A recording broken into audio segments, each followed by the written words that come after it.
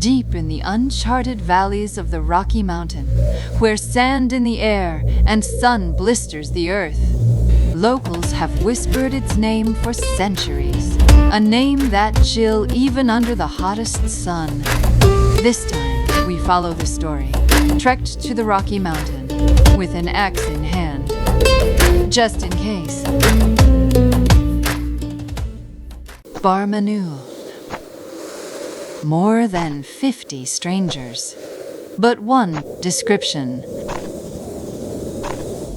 Deep in the mountains where Pakistan meets Afghanistan, shepherds and villagers scattered across valleys.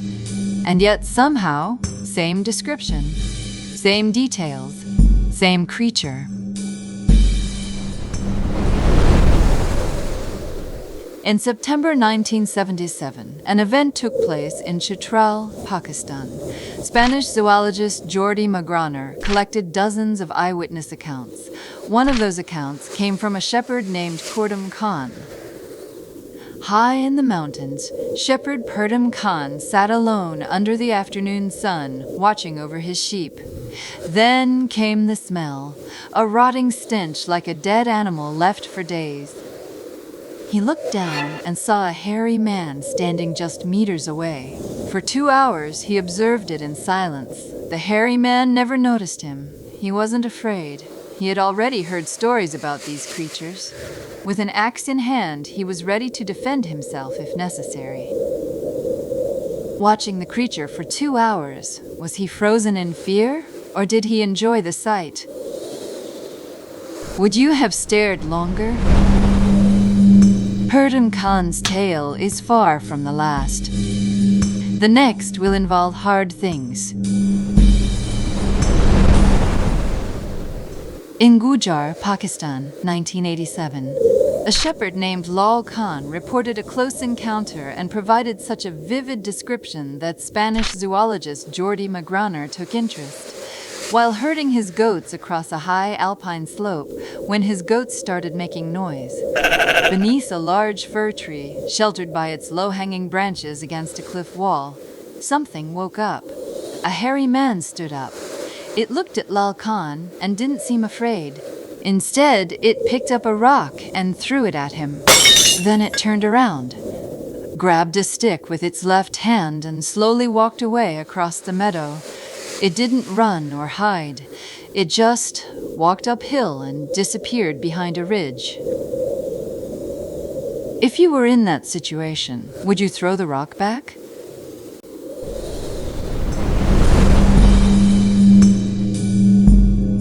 Lal Khan might be frozen in fear to think to throw a rock back, but in the next account, they throw first and ask questions later. In 1987, in the same area, also recorded by Jordi Magraner, an account from Hamid. He was gathering morels with his sister in the mountains in a conifer forest.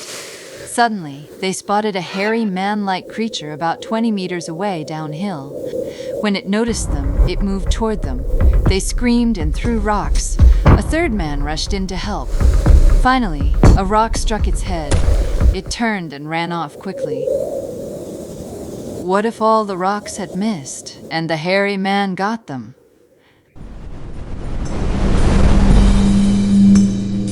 A rock to the head keeps the hairy man away.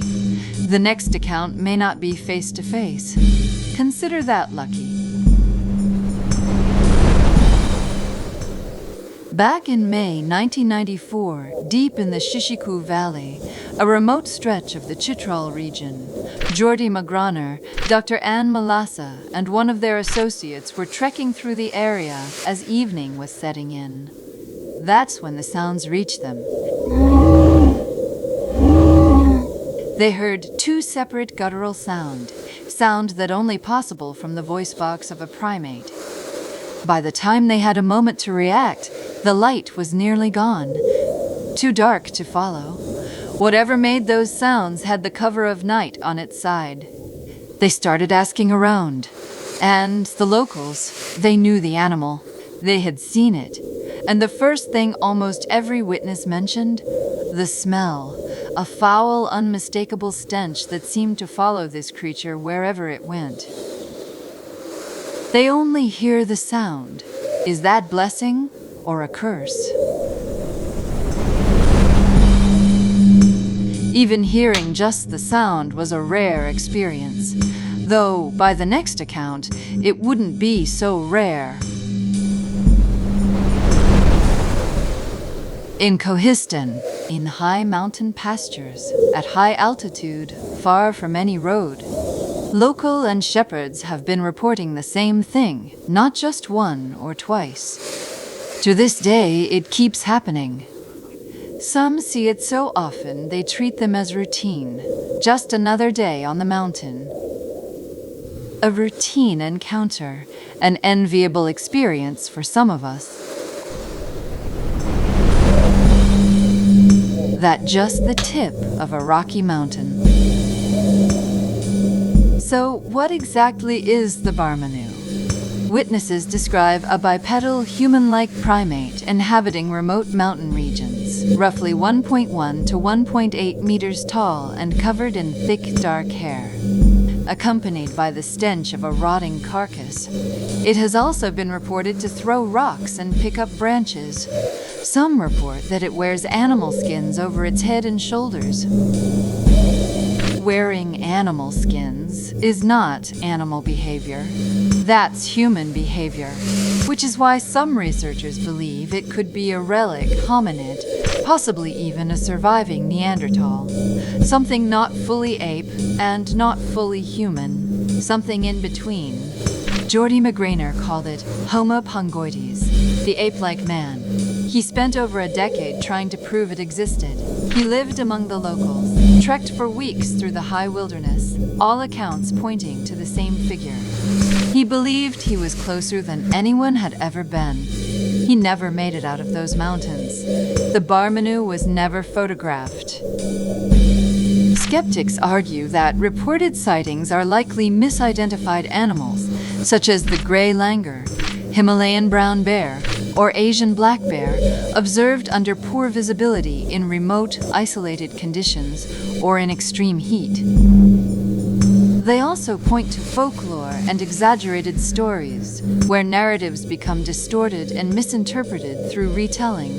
Yet to this day, local villagers and shepherds continue to report encounters. Before any documentation, the Barmanou existed purely as an unwritten, centuries-old oral tradition among the indigenous communities of northern Pakistan, specifically the Chitral Valley, Kohistan, and the Hindu Kush Mountains. The creature's name itself comes from local languages of the region, where Barmanou is often translated as wild man or forest man. The name is believed to be derived from the Hindi One Manushya or the Bengali Barmanus, which have their own legends in their homelands. Legends don't survive for centuries on nothing. Something was out there, and the people who named it believed that too. Does it make you wonder what those shepherds and villagers were seeing or smoking? It lives in one of the least explored regions on Earth, which might be exactly why it hasn't been found. And if something called to you from those peaks, sounding almost human, but not quite, would you follow?